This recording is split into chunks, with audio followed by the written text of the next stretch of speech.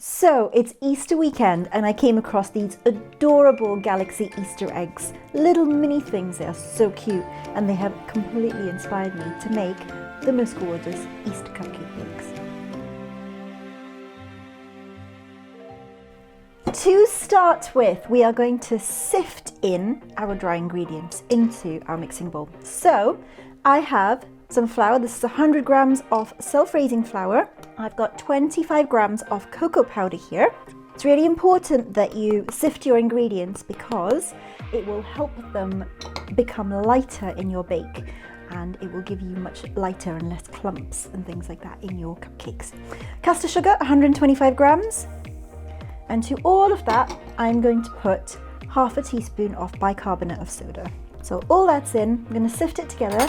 And this is a super easy all-in-one method. You just have to sift everything and try not to get covered in it while you sift. So that's my dry ingredients sifted in there. Now to that I'm going to add unsalted butter. This is 125 grams and it's at room temperature and being cubed, so it's going to mix much more easily. And to that I'm going to add 2 eggs. My eggs are at room temperature. Again, to help them mix more easily, I've kept them at room temperature. And that is all your ingredients that you're going to need. So we'll pop that over there. Let's put my mixing bowl together. My paddle attachment, always use a paddle attachment. If you use a whisk, it will put too much air into your mixture and then your cake could collapse. Right, so we'll turn it on slow to start with, just to combine all the ingredients, and then I'm going to turn it up to get some more air in to the whole mixture once it's all combined.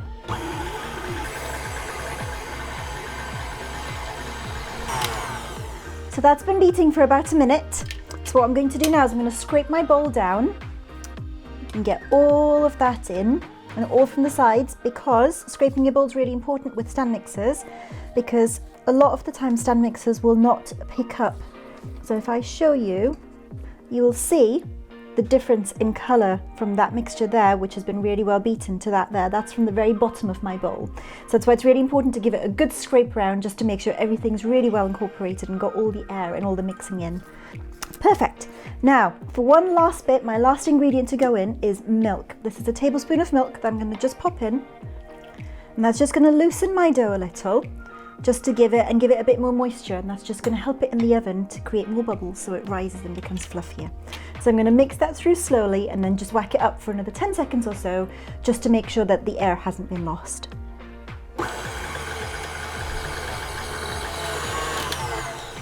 And that is the mixture done. That's my batter done for my cake. So about a spoonful, I'm just going to pop them in. You don't want to fill your cases more than 2/3 full. So what will happen if you fill them too full is they will come up past the top of the liner, and then they will just create this little like muffin top across the top, and it just doesn't look as nice for your cupcakes. So I'm going to finish these off and I will see you on the other side once I have cooked and cooled chocolate cupcakes. So my cupcakes are done. They are out of the oven, they've cooled completely. So what I'm going to do now is I'm going to make my icing. Now, if you've seen my peanut butter and jelly cupcakes video, you'll know from there that with my buttercream, I always beat my butter out first to put lots of air into it before I add my sugar or any other flavorings that I'm going to use. So this is 150 grams of unsalted butter at room temperature. Room temperature is really important because it's going to help it mix together really well and beat up and become lighter and fluffier much quicker. So I'm going to pop them all in, and I'm just going to beat it all on its own. It's going to take a little while to get it really light. It'll take at least 3 or 4 minutes. I tend to leave it for a bit longer, more like 5. And always use a paddle attachment and not a whisk attachment, just because you don't want too much air in, because that will make it really unstable as icing and really hard to pipe. So you want some air but not too much. So put it on low just to break down all the cubes of butter that I've got, and then I'm going to turn it up and just leave it to whiz around for about 5 minutes. So my butter is now mixed up. It has gone, let me show you, it has gone very, very pale, and that is what you are looking for your butter to happen. So it's not yellow, it's a really pale lemon yellow colour, verging on being a kind of yellowy white almost. When you make buttercream, you need to use double the amount of icing sugar to your butter. So because I've got 150 grams of butter in here, I have 300 grams of icing sugar. And because I want it to be a chocolate icing, I'm also going to be adding in an extra 25 grams of cocoa powder. Now, I've already pre-sieved both of these before the video because I didn't want to have it fly everywhere. I'm just going to put them together and they're going to get put in there and mixed up slowly and then faster to combine them in 3 goes probably for the amount that there is.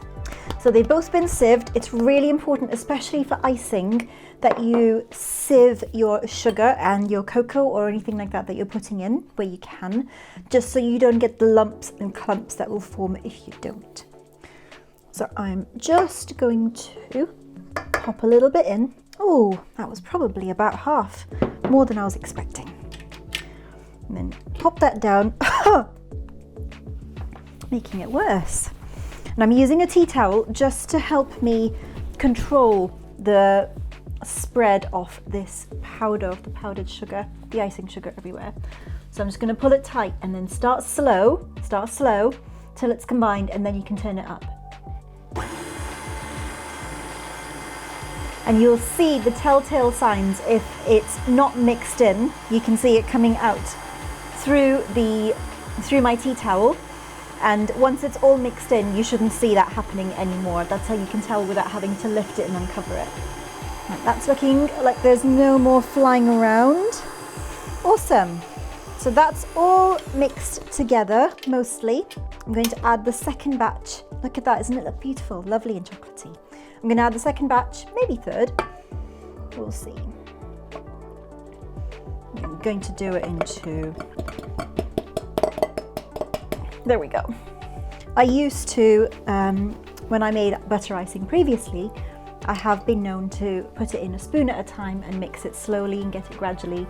And it does mean that you don't get all the puff as much as I have now, but I got impatient with waiting and how long it took to do a spoonful at a time.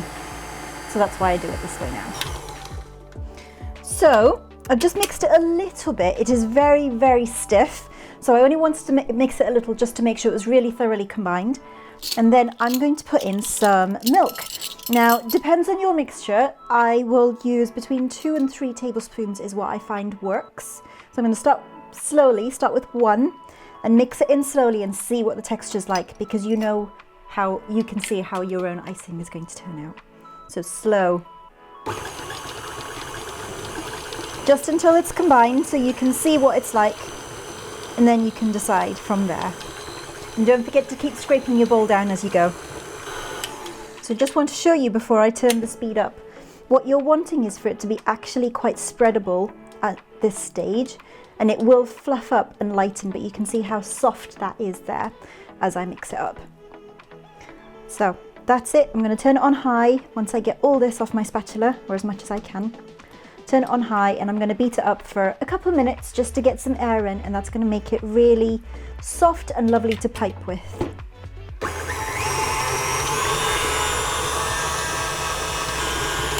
Perfect. That's the buttercream all ready to go. So I'm just going to leave that there for a moment, and we're going to talk cupcakes now. So I'm just making a bit of a circle in the middle with my knife. I'm going to pull that bit of cake out exactly like that. Look at that. Isn't that beautiful? Sorry, distracted. And I'm just going to grab a little bit of caramel, enough to fit in that little hole that I've just made, and just pop it in. Now you can get tinned caramel, but I find that tinned caramel can be quite runny to work with, so I don't tend to like using it very often really. Plus, with homemade caramel, you can make it as dark or as light as you want. So I love that I have much more control with homemade caramel. So there's my caramel done. If you want to at this point, you can sprinkle on some salt if you want salted caramel, but I'm not going to do that. I'm just going to keep it plain. So I'm going to fill my piping bag. I've got my lovely big piping bag here with a star nozzle on the end. You can see that it's a lovely big star nozzle. So we're going to have a lovely decorative swirl on top of our cupcake. This took me a few years to get used to doing this. It's quite hard and quite awkward doing it one-handed, scraping your bowl and popping it in, but you will get there. Right, so that's all the icing in there, apart from on my fingers. So pull that bit around and up again, and then make sure my tip's right at the bottom and it's not slipped up while I was filling that. I'm just going to push it down, and I am ready to pipe. So I give it a squeeze just to get it near the end so I can see it there. And then if you saw my other piping video when I did the peanut butter and jelly cupcakes, you just give it a twist. And that's how I find it most comfortable to hold, but everyone's a bit different. So just do it a few times, different ways, and you'll work out what works for you as well. So what I'm going to do now is I'm going to put a little blob in the middle, and then I'm going to swirl all the way around, but I'm going to keep this on the table and just use my hands on the piping bag because I feel I have more control that way. So a little blob in the middle, and then we'll start from the outside.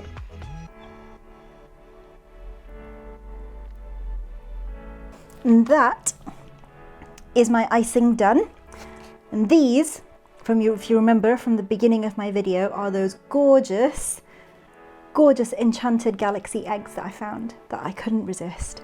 And there you go. There is my chocolate caramel enchanted eggs Easter cupcake. Enjoy.